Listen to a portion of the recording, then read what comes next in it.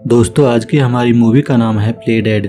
Movie की शुरुआत में हम एक लड़की क्लोई को देखते हैं जो एक मेडिकल स्टूडेंट होती है। क्लोई के माता पिता की मृत्यु हो चुकी है और उसकी फैमिली में वो और उसका भाई टीजे है। क्लोई पर अब इतना कर्ज हो चुका है कि कर्जा चुकाने के लिए बैंक अब उसका घर जब्त करने वाली है। क्लोई बैंक का कर्ज चुकाने के लिए उनसे और टाइम मांगने लगती है और कहती है कि ये घर ही उसके माता पिता की आखिरी निशानी है, तो वो लोग उसके साथ ऐसा ना करें। लेकिन वो लोग क्लोई की कोई बात नहीं सुनते और फोन काट देते हैं। तो इस बारे में इन्फॉर्म करने के लिए क्लोई अपने भाई टीजे को कॉल करती है, जो क्लोई के बॉयफ्रेंड रॉस के साथ एक गाड़ी में बैठा होता है। यहाँ टीजे क्लोई का कॉल काट देता है, जिसके बाद हम देखते हैं कि दरअसल ये दोनों एक स्टोर में चोरी करने के लिए आए होते हैं ताकि यहाँ से कुछ पैसा चुरा कर क्लोई का कर्ज चुका सकें।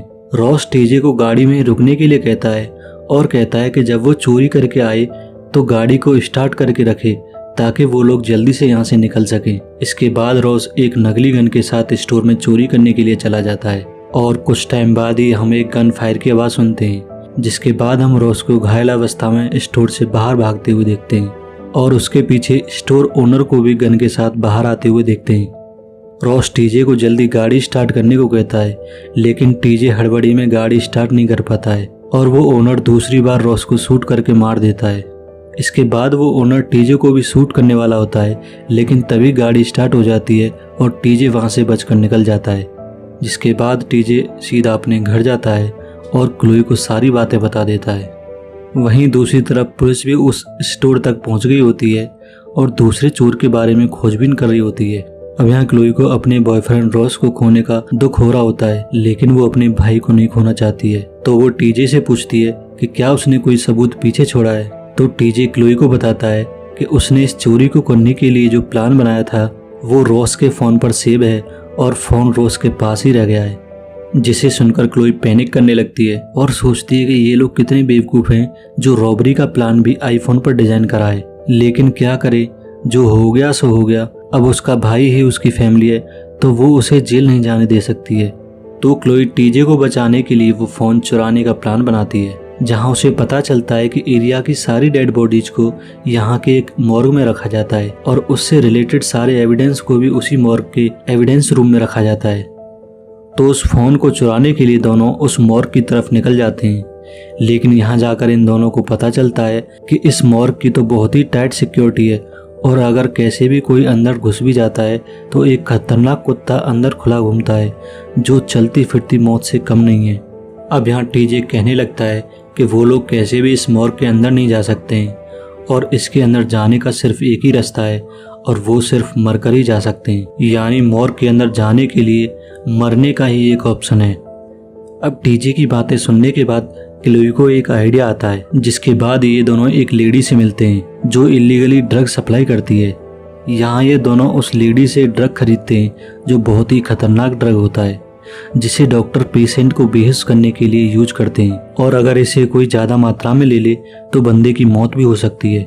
क्योंकि क्लोई एक मेडिकल स्टूडेंट होती है तो उसे इस ड्रग के बारे में सारी जानकारी होती है। उस लेडी से ड्रग लेने के बाद ये दोनों सुनसान जगह पर आ जाते हैं, जहां क्लोई टीजे को समझाती है कि ड्रग लेने के आधा घंटे बाद वो पुलिस को बता दे कि उसने इस लोकेशन पर एक लड़की की डेड बॉडी को देखा है और पुलिस को इन्फॉर्म करने के लिए वो फर्जी नंबर का यूज करे ताकि पुलिस उस तक ना पहुंच सके। इसके बाद क्लोई वो ड्रग ले लेती है और जिसके बाद उसके दिल की धड़कनें थमने लगती हैं और बॉडी ठंडी पड़ने लगती है। दरअसल इस ड्रग को लेने के बाद आदमी जिंदा तो रहता है, लेकिन किसी को पता नहीं चल सकता है कि वो आदमी जिंदा है।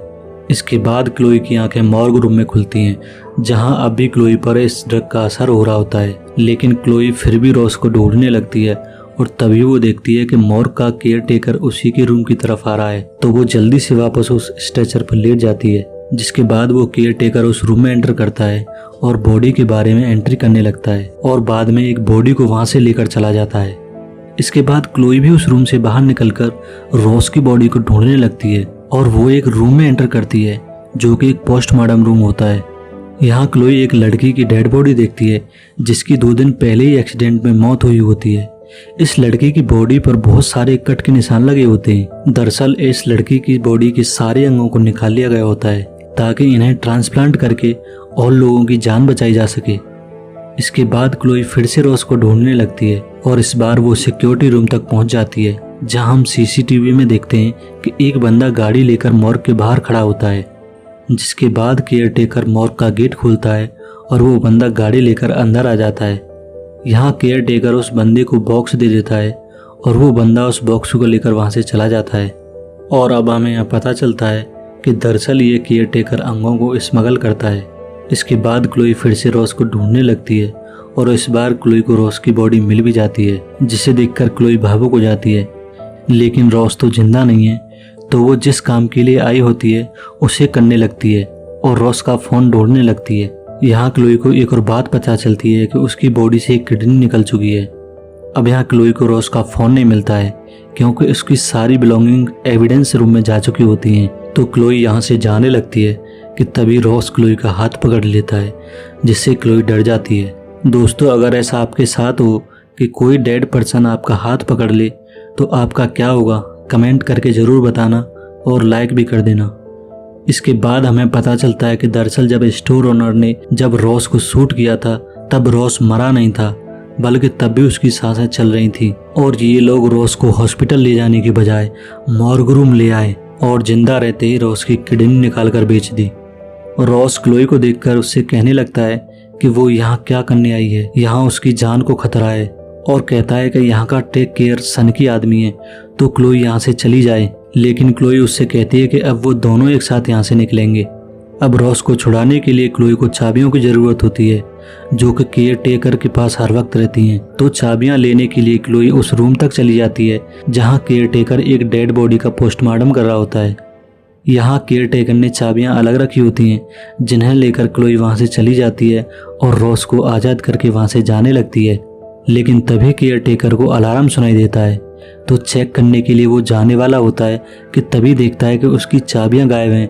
तो वो चाबियां ढूंढने लगता है और यहाँ उसे एहसास हो जाता है कि ज़रूर मॉर्ग में कोई घुस आया है। तो वो सिक्योरिटी रूम में जाकर सीसीटीवी देखने लगता है, जहाँ वो इन दोनों को बाहर जाने की कोशिश करते हुए देखता है। लेकिन बाहर निकलने से पहले केयर टेकर दोनों को बेहोश करके अंदर ले आता है, जिसके बाद वो क्लोई के सामने ही रॉस की जिंदा बॉडी से दिल निकाल लेता है और वहाँ से चला जाता है। जिसके बाद क्लोई अपने आप को यहाँ से आज़ाद करा के एविडेंस रूम तक पहुँच जाती है, लेकिन उसका पीछा करते हुए केयर टेकर भी यहाँ पहुँच जाता है। जिसके बाद क्लोई उस पर हमला कर देती है और बचने के लिए बेसमेंट में चली जाती है। जिसके बाद यहाँ का नज़ारा देखकर क्लोई की हवा टाइट हो जाती है। दरअसल यहाँ कई सारे बेड्स होते हैं जिन पर जिंदा लोगों को बांधा हुआ होता है और इनकी बॉडी से कई सारे अंग गायब होते हैं। एक बंदा तो क्लोई से कहता है कि वो उसे मार दे ताकि उसे इस दर्द से छुटकारा मिल सके। क्लोई यहाँ के फ़ोन से अपने भाई टीजे को कॉल करती है और इस मॉर्ग के बारे में सारी बातें बता देती है और वो टीजे को ये स्टेट छोड़ने के लिए बोलती है। लेकिन टीजे अपनी बहन को ऐसी हालत में छोड़कर नहीं जा सकता था, तो वो शेरिफ को कॉल करता है और मॉर्ग के बारे में सारी बातें बता देता है। जिसके बाद वो दोनों मॉर्ग की तरफ निकल पड़ते हैं। दोनों मॉर्ग पहुंच जाते हैं और अब हमें यहाँ पता चलता है कि दरअसल शेरिफ भी केयर टेकर के साथ मिला हुआ है। जिसके बाद वो दोनों क्लोई और टीजे को पकड़ लेते हैं, लेकिन किसी तरह बचकर क्लोई और टीजे बेसमेंट में छिप जाते हैं। वहीं दूसरी तरफ हम एक बंदे को देखते हैं जो हार्ट की डिलीवरी लेने के लिए आया होता है। ये वही पहले वाला बंदा होता है जो डिलीवरी लेने आया था। यहाँ केयर टेकर उसे हार्ट की डिलीवरी लेने के लिए 1 घंटे बाद आने के लिए कहता है, तो ये बंदा केयर टेकर को सुनाने लगता है। जिसके बाद शेरिफ इस बंदे को शूट कर देता है और अंदर ले जाता है। ये बंदा जख्मी होता है बट जिंदा होता है। तो क्लोई और टीजे छिपकर उस रूम में जाते हैं और इस बंदे को अपने साथ बेसमेंट में ले आते हैं।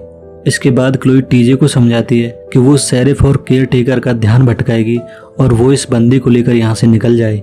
जिसके बाद शेरिफ और केयर टेकर भी बेसमेंट में आ जाते हैं और इन तीनों को ढूंढने लगते हैं। लेकिन तभी क्लोई शेरिफ पर हमला करके मार देती है। जिसके बाद केयर टेकर डर जाता है और वहाँ के सारे बंदियों को मार देता है ताकि उसके खिलाफ कोई सबूत न बच सके।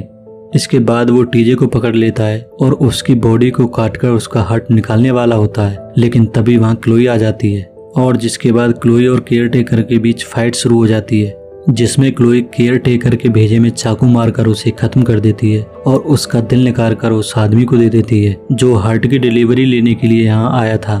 जिसके बदले में वो आदमी उन्हें $25,000 दे देता है और ये लोग वो फ़ोन भी ले आते हैं जिसमें उनकी रॉबरी का प्लान छिपा होता है। इसके बाद ये मूवी यहीं ख़त्म हो जाती है।